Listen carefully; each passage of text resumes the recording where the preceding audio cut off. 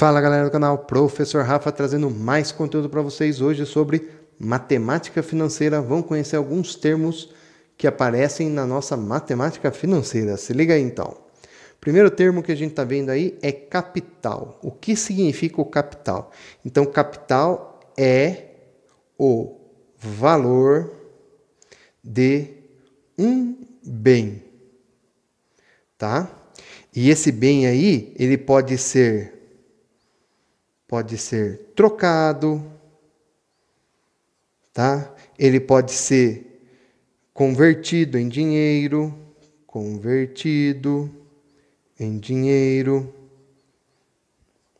tá?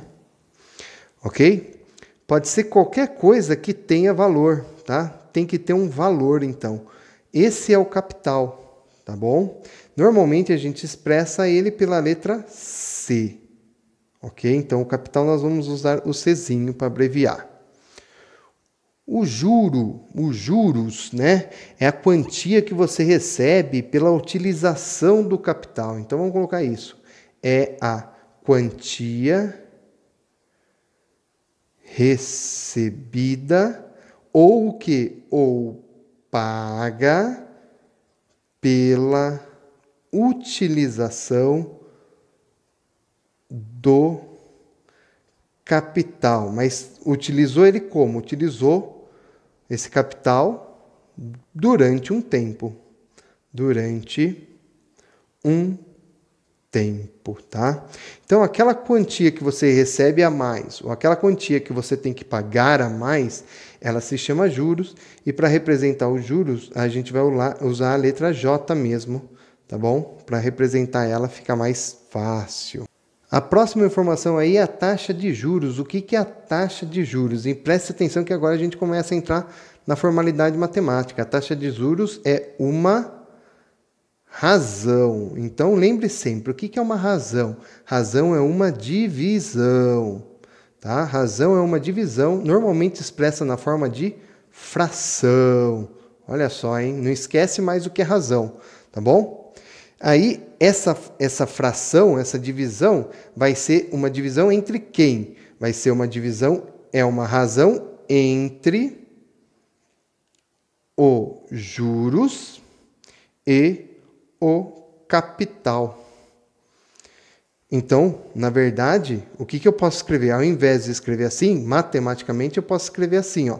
Eu vou chamar a nossa taxa, normalmente ganha a letra I, tá? Vem de index do inglês, tá bom? Então, a taxa de juros é I. Esse I, ele é dado pela razão entre os juros e o capital. Os juros é J, o capital é C. Então, é J sobre C. Olha lá, é o capital, é os juros dividido pelo capital. Aí, quando você faz essa divisão, essa conta vai dar um número decimal, né? 0, alguma coisa, não sei o que lá. Para você transformar isso por porcentagem, você multiplica o resultado por 100 para virar porcentagem, tá? Por que por 100? Porque a porcentagem tem que estar sempre sobre 100, né? Então, se você tem um número lá, 0, alguma coisa. Vamos dar um exemplo aqui, ó. Exemplo, 0,4. Essa conta deu 0,4. Isso daqui está sobre 1, mas eu não quero sobre 1, eu quero sobre 100 para ser porcentagem. Então, para ficar sobre 100, o 1 tem que virar 100. O 1 que está aqui embaixo. Para virar 100, multiplica por 100. Então, multiplica aqui por 100 também. Vai andar 2 casas com a vírgula. Multiplicar por 100 é andar 2 casas com a vírgula. Vai virar 40 sobre 100. Isso é 40%. Ó. Então, normalmente essa taxa vem expressa na parte de porcentagem. Na hora de fazer conta, você tem que usar em decimal ou em fração. Não dá para usar assim, tá? A próxima informação que a gente tem é a unidade de tempo, tá? E aí a unidade de tempo é como a gente mede esse tempo, né? Pode ser em dia, pode ser em mês, pode ser em ano, pode ser trimestral, pode ser semestral, tá? Normalmente ela vem atrelada à taxa de juros, tá? Então, por exemplo, eu posso ter aqui, ó, 40% ao ano. Olha lá, tá? Pode ser 40% ao dia, 40% ao mês. Pode ser assim a taxa, tá?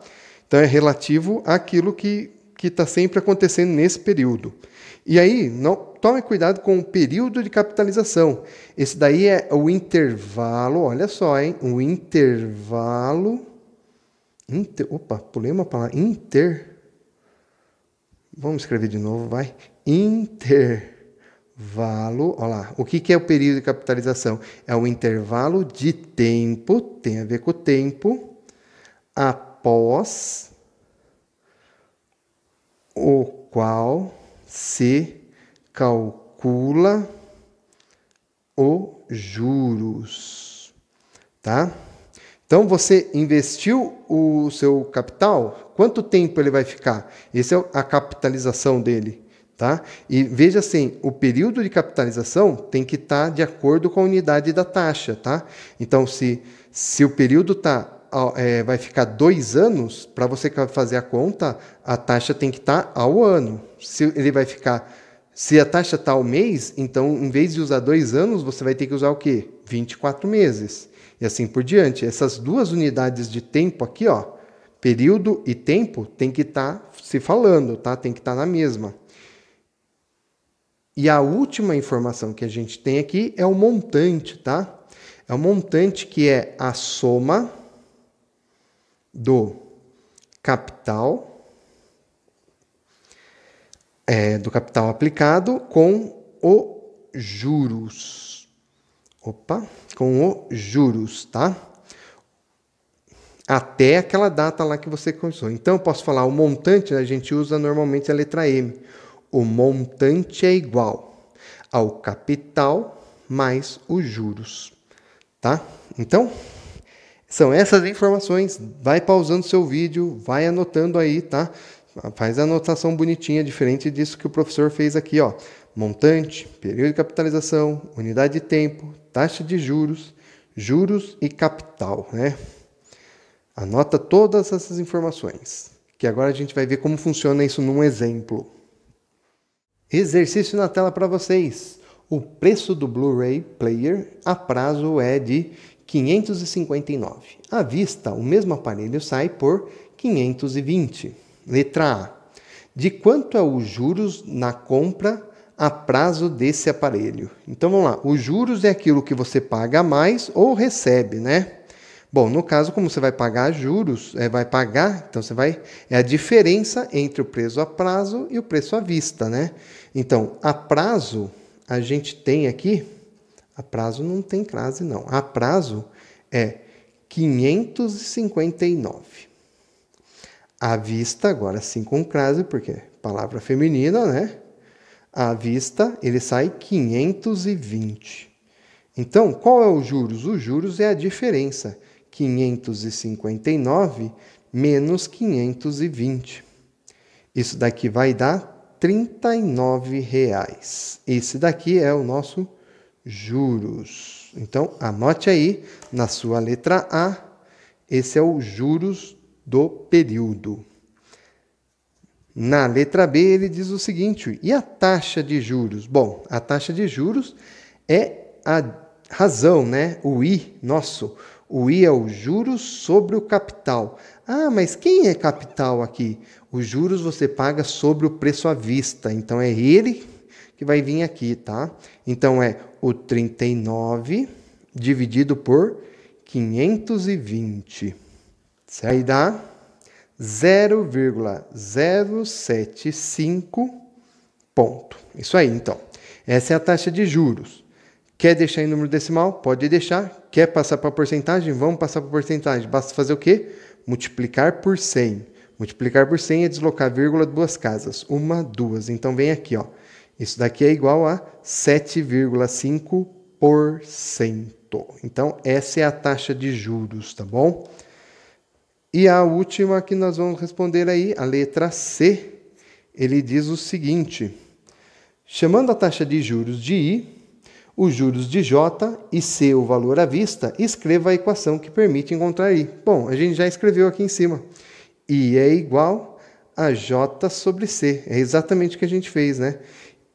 I é igual a 39 dividido por 520. Então, ficou meio redundante essa pergunta da letra C. Ok? Viu como funciona, então?